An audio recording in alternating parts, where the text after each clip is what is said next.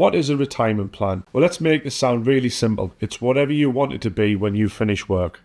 How much money do you need to live on a monthly basis, on an annual basis, when you will no longer be working and earning?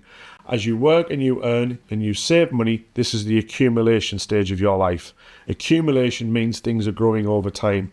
So what you need to know is how much you are likely to have when you reach retirement, because at that point, you're going to be decumulating. You're going to be taking money out of whatever you've saved up all over those years. Some people will be happy to work to stay at pension age. I certainly won't be. A lot of clients who come to us are wanting to retire mid-50s, and why not? Retirement in the future does not look like what retirement did 25, 30 years ago. Retirement now does not look like what it looked like 25, 30 years ago. Most people will do some kind of phased retirement where they might reduce their hours that they work. They may change the job that they do. They might end up having a lower salary. They may become self-employed. But ultimately, your retirement plan is going to be unique for you. How much money do you comfortably need to have coming into your house on a monthly basis to live the life that you want in retirement? We will look at all of the different aspects of what your retirement may include. So it is important to plan early. But what I will say, planning early is a bit like when you were 15 years old and you were at school and you had to go and see the careers advisor. What do you want to do when you grow up? Most people don't know what they want to do when they grow up. For the vast majority of people, and certainly the majority of people who come to see us, the future is very much an unknown. As you move through life, different life events happen. Have children, have a mortgage, children grow up, children leave home, mortgage is paid off, change jobs, move abroad, become self-employed, whatever it may be. And as you move through the different stages of life, you may have more money available to invest and save for the future. You may have a little bit less to save and invest for the future. What else comes into play when you're looking at a retirement plan? Will you receive any inheritances in the future? Obviously, nobody wants to sit here and think about when mum and dad or grandma and granddad might pass away in the future. But if it's reasonable to expect that you're going to inherit property, someone else's pension in the future, then this should be taken into consideration as well. How do you spend money? Are you sensible with your finances? Do you not spend much on anything if you can help it? Are you quite fly-by with how you spend money? Do you take lots of holidays? A retirement plan can be as simple or as complicated as you want. We can put in events that may happen from certain ages in the future. We can look at scenarios that if you retire early, how much extra money may you need? Only recently we had a person who came to us and said, I want to retire at the age of 55. How realistic do you think it is based on what I have saved to date?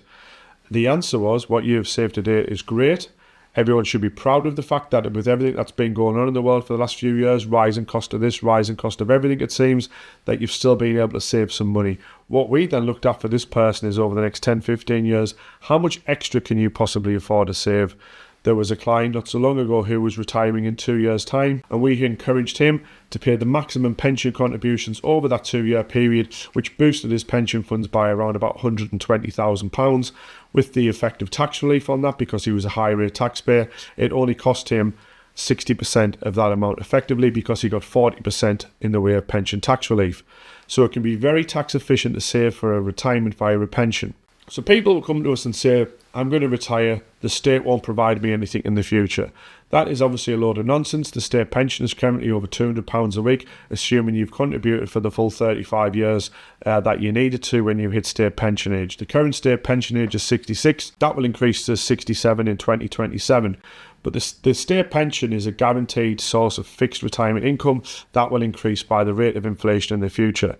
The government, which has just been elected in July 2024, has agreed to continue with the triple lock for state pensions, which means they will increase by at least the rate of inflation for the not too distant future. They may change that as the Parliament term goes on, but state pensions have increased loads over the last couple of years. Workplace pensions. Should you join a workplace pension, 100 million%, it is guaranteed free money. Your employer is legally obliged to pay into a workplace pension for you, provided you meet certain criteria on age and how much you earn. But for the vast majority of the working population, your employer will pay a pension contribution. You also have to pay a pension contribution. Your contribution enjoys pension tax relief at source. So normally, if you look at the calculations, for £100 a month going into a pension, it's normally around about £40 it's going to cost you, because the employer contribution and tax relief means that you're effectively getting 2/3 of that contribution effectively free. So why would you not join a workplace pension? The workplace pension, if you ever leave, can be moved to another workplace pension. The government is talking about a pensions dashboard, so you won't have to keep moving around, and by the time you hit state pension age, they'll all merge together.